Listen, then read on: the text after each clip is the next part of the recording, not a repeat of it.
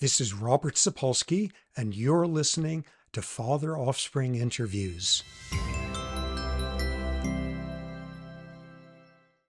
Hey folks, welcome back to Father-Offspring Interviews. Glad to be back after taking the week off for some family time. Getting into it, Tom from Tokyo says, what are the neuroscience perspectives of introversion and extroversion? Why do they look so opposite? One of the most time-honored subjects in psychology, personality psychology, the difference between introverts, extroverts, and this particular question, what's the neurobiology of those differences? Many moons ago, episode 57, we touched on one aspect of the neurobiology of it, which we'll get back to. But the focus here is what's going on in the brain that differentiates introverts and extroverts. And I am going to step out on a ledge here and make a very bold claim. The existing literature on the neurobiological differences between the two personality types is basically meaningless. Okay, introverts versus extroverts. We all intuitively know the difference. Extroversion, sociality plays an important role in your life. Very talkative, very verbal, high energy, an affinity for novelty, sensation seeking, optimism, an assertiveness, an enthusiasm, a pull towards being the center of attention. And this is well established. How do people show this in studies? What's the size of your friend group? How often do you go out, do something social, that kind of thing? And that, of course, is in contrast to introversion. Introversion, quiet, reserved, solitary activities. And a really important thing to emphasize right at the beginning here, introversion is not the same thing as being shy, nor is it the same thing as being socially anxious. It is completely separate. So we have the two in contrast, and of course, simple dichotomizing here. It's on a continuum and it's context dependent, but nonetheless, we all have this good intuitive sense of what the difference is. And probably the most meaningful definition for me is extroversion is when you get most of your gratification from the outside world, introversion from your own internal life. All right, so what is known about introverts versus extroverts, just as a broad approach? And the first thing to touch on irritates the crap out of me, which is extroverts, on the average, are more successful in life. They make more money. They're viewed as more desirable. They are higher social status. They are, on the average, healthier, mentally healthier, live longer. And this, frankly, irritates the crap out of me. Right-handed people, tall people, classically good-looking people. Now extroverted people get all these advantages in life, which basically sucks. Nonetheless, those are some of the important correlates of being an extrovert. So now we turn to the neurobiology, what's known about this. And there's a few findings that are kind of squishy and have not been replicated all that many times, but nonetheless are very interesting. The first one is introverts have more activation, on the average, more activation to the prefrontal cortex than do extroverts. No surprise, more eggheady.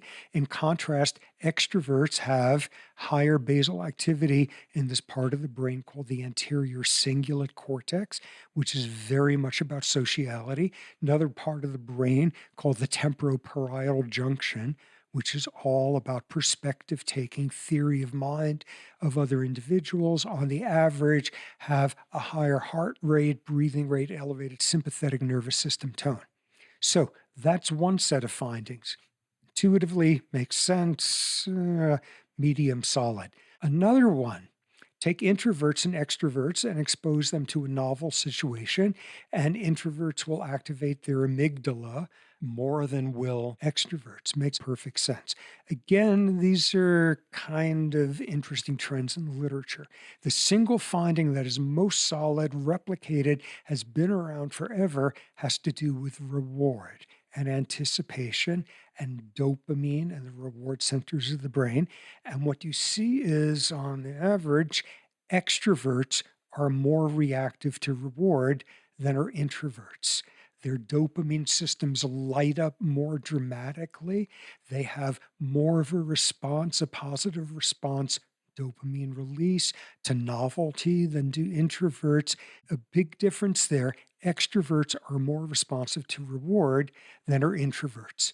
And something that comes out of that, which makes sense, is if you are more responsive to reward versus lack of reward, it's easier for you to learn the contingencies of rewards and non rewards. Okay, so that's great. What does this finding actually consist of? And when you look closer at it, there's all sorts of interesting stuff going on. A lot of this work was pioneered by Richard Dupay of Cornell University. And in the early 2000s, he used functional brain imaging, functional MRI of people where you put them through the psychological batteries beforehand.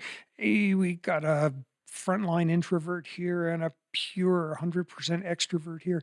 Let's take those people, throw them into brain scanners, and put them in circumstances where they do or don't get a reward. You make a gamble from inside the scanner and you find out, do you get this monetary reward, or do you get this reward of getting to see an appealing face, a smiley, laughing, happy face, some such thing? And this was the pioneering work showing, on the average, that dopamine reward system lights up more in extroverts in response to monetary rewards or social rewards than do introverts. So that's great. That's great. What parts of the brain? Dopaminergic, ventral tegmental area, nucleus accumbens. This is the core dopamine area for reward and anticipation. In addition, this area called the orbitofrontal cortex, part of the frontal cortex that's evaluating whether something is good or bad, something called the ventral medial prefrontal cortex, which passes emotional information on to the very eggheady, brainy dorsolateral prefrontal cortex. Okay, so a picture of the parts of the brain that respond to reward anticipation, the parts of the brain that then communicate that to the prefrontal cortex are more responsive in extroverts than in introverts. And this was shown in one study from Dupuy's lab where people were giving this drug, methylphenidate, which releases dopamine. Dopamine reward parts of the brain.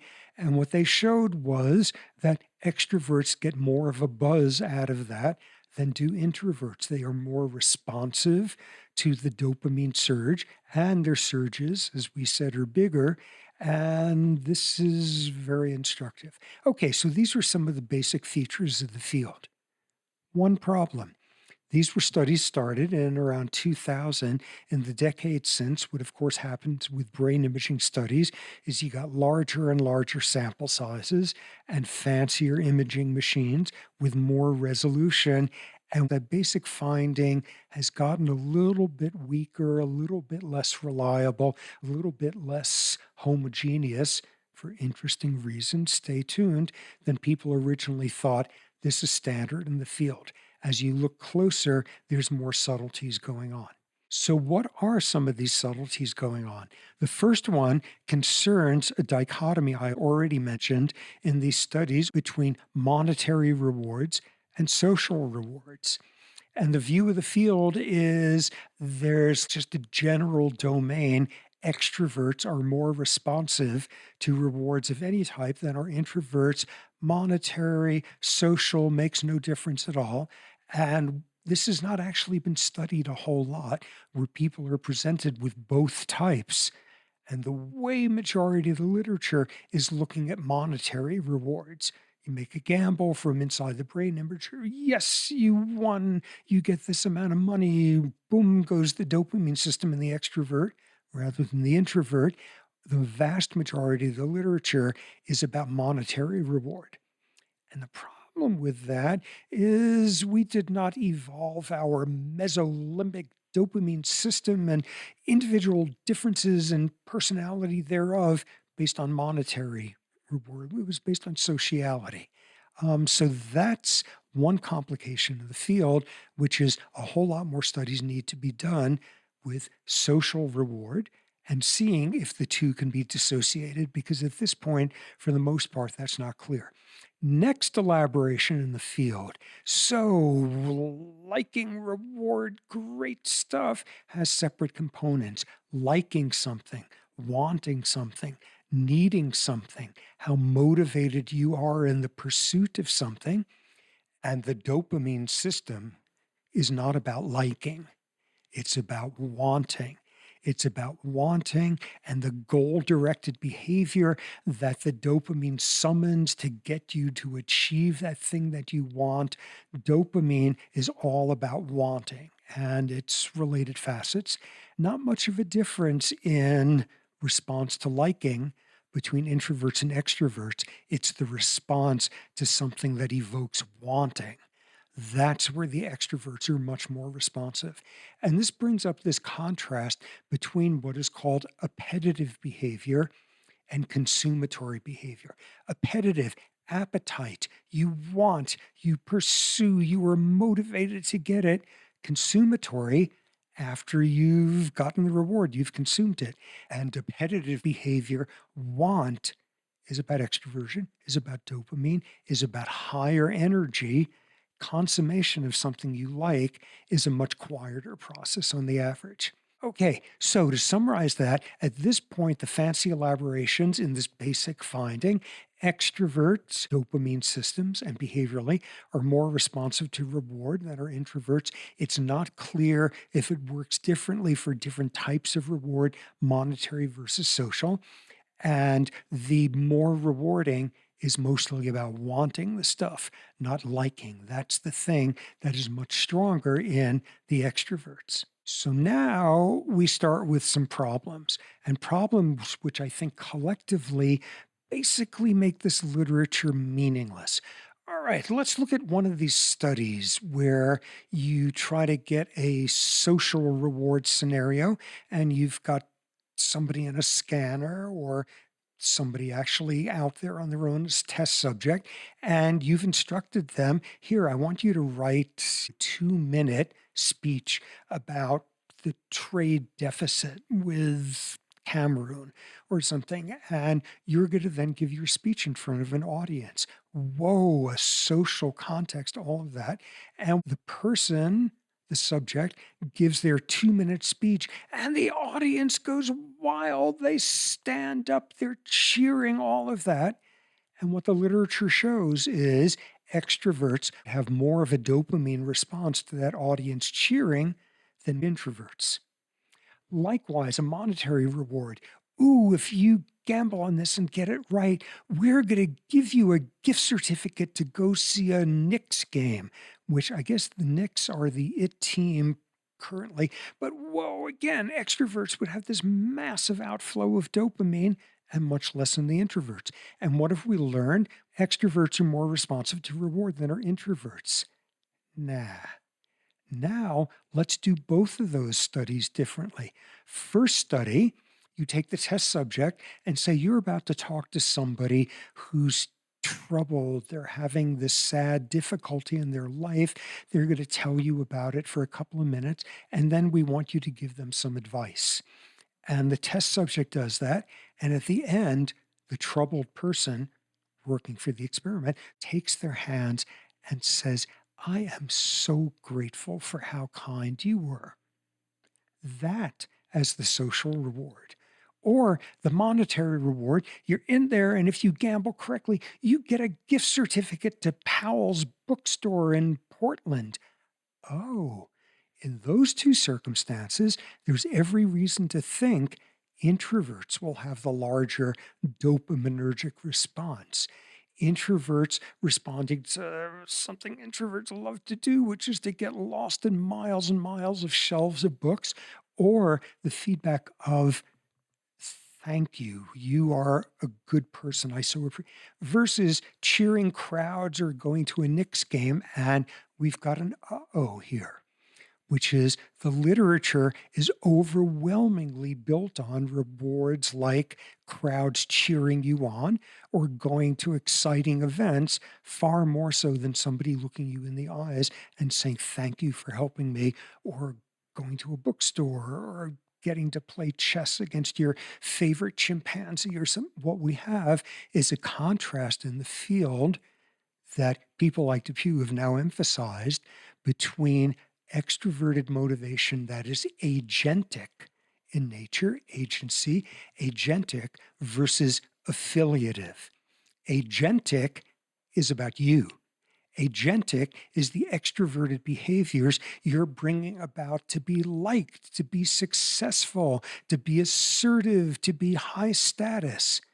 Affiliative extroversion is trying to evoke warmth from people.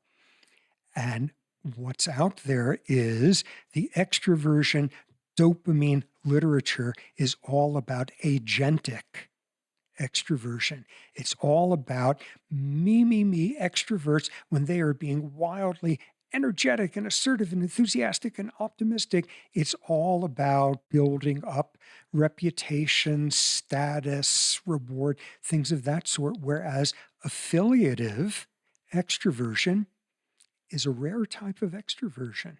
And the studies are showing it's actually more associated with introversion. The having one troubled person look you in the eyes and say, "I am so grateful for you turning out to be the sort of person you are." That's what gets dopamine going in an introvert, that version of extroversion. And thus, we may have this problem here, which is the field has this terrible bias of testing to see responsiveness to reward with the types of rewards that extroverts differentially respond to versus introverts. The psychology field has caught up with this and they're on top of it. And Depew and lots of other people now make this distinction between agentic extroversion and affiliative extroversion. They're all on top of it. The neuroimaging field is not caught up yet, hasn't gotten that sophisticated yet. And that's a standard picture in the field where the fancy brain imaging stuff, first you got to get somebody to give you the money to go buy one of those things. And then you do the studies. They're about 10 years behind the pure psychology studies. But this is raising the possibility that these studies have been done wrong the whole time. Not look at introverts versus extroverts in response to a great monetary reward or great loud social approval, but to test with a whole range of rewards from recite this haiku of yours, and these three elderly people in the audience are going to politely applaud you, up to you get to spike the football in the end zone at the Super Bowl, because it's not the same spread of rewards for introverts and extroverts. And you sit down an introvert and you say, "Oh my God, you've just won a free pass to this bonsai tree exhibit, and you're going to be able to walk through there with Gertrude Stein." They're going to be pouring dopamine out like there's no tomorrow. The field has this bias, which is the finger has been put on the scale, producing this tautology. What the field has been showing is extroverts are more responsive to the rewards that extroverts tend to like more than introverts. And this possibly does in the entire literature because it hasn't looked at the full range of what's rewarding, and introverts are rewarded by very different things than extroverts. So that's a big problem. This brought up a puzzle for me, which is okay, what we're basically saying is there's this bias in the field that the studies are carried out in the way to say that extroverts are the ones that have more vivid lives and more responsive and just more experience what the world has to offer you. Studies being done by psychologists, eggheady scientists who are typically kind of introverted. They value thought, they value reflection. Why is it that all these probably above average levels of introverted psychology types are tipping the scale in the direction of glorifying extroversion? Maybe because that's what they've always wanted to be. They've longed for that. Or maybe even though they don't particularly value it, they know society mostly does. Or maybe in our era, where research is done more and more in big collaborative groups, individual researchers are not as much of introverts as they used to be. Final question. So, what's running through all of this is we've got a fairly implicit bias towards extroversion over introversion. More like, where did this evolve from? And I think we may have some animal roots in it. Look at a baboon. What are a baboon's sources of reward? If you're a male baboon, basically it's food, it's sex, it's attaining high status. Those are very extroverted things. Those are deriving gratification from outside yourself. There's very little evidence of an introspective life going on in other primates, in our primate forebears. I think extroversion and deriving pleasure from and being motivated by is evolutionarily just much, much more ancient than is introversion and introspection. I think that's probably what's going on. All right, next, Marty from Barcelona says, our giraffe here in Barcelona can do math. What's this about? What can I say? Barcelona just has more culture than most other places. I'm so glad somebody brought this up. This was a news item a few weeks ago, and thank you for calling this in. Giraffe, math, numerosity in animals, numerosity, ability to handle quantities, numbers in other species. Now, there's been evidence accruing for that for quite a while, and all the usual suspects. Primates, other apes, for example, one of the most charming versions was the study I saw where you had three chimps, and in the bushes, there was a speaker, and the researchers had recorded the voice of a novel male. A male, these three male chimps had never heard a big, gruff male voice of a stranger, and played a vocalization from the bushes. And what do our three guys do? They go pouring in there, ready to drive this guy out of their territory. Next version, three of them, and you play a speaker with the sounds of two stranger chimps, and they go rushing in again. Next version, three, and they sort of rush in a little, and they back up, and they're vacillating, and each one is trying to push the other to go first. Now the three of them, and you play a vocalization of four stranger males. And what do our guys do? They silently slither away as fast as possible. Oh, they know they're outnumbered. Most studies showing numerosity in non-human primates, as well as in corvids, crows, ravens, super smart beasts. Most of the studies are much more formal in structure, as we'll see. Okay, so this new report, it was published in the journal Scientific Reports, and it's a group mixture of German and Spanish scientists. This involved four giraffe at the Barcelona Zoo, two males, two females. And I was charmed by their names. One of them is named Nakuru, which is the name of a beautiful national park in Kenya, and which has lots of giraffe. Another one is named Njano, which means yellow in Swahili. Another one is Nuru, which means light, which is also kind of nice and cheerful. And I could see naming my giraffe Light. And the fourth one is Yalinga. And the best I could come up with is there's a village in Central African Republic called Yalinga. So we've got the four giraffe. Key pivotal fact in there is giraffe love carrots. I don't know what went on in evolution if we simply don't know that for millions of years across the African veldt there were 12-foot high carrot trees, and giraffe reached more and more and stretched their necks, and that's why they have long necks. No, that's Lamarckian. That's not what happened at all. In any case, giraffe really like carrots. They're very motivated. So here's what they do in the study. There's the place the giraffe are running around in the zoo there. And if they want, they can come up to the humans there that are up on the second level. And the experimenter now has two boxes, and shows to the giraffe, this box has three pieces of carrot in it.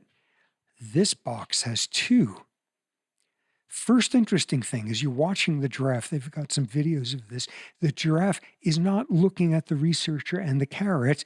The giraffe is sort of swaying its head this way and then that way. And what, they can't even pay attention to carrots when they love carrots? No, they don't have binocular vision. They can't look straight forward. They're seeing the carrots with one eye, then checking it out with the other eye and adding it up. So that's the first thing.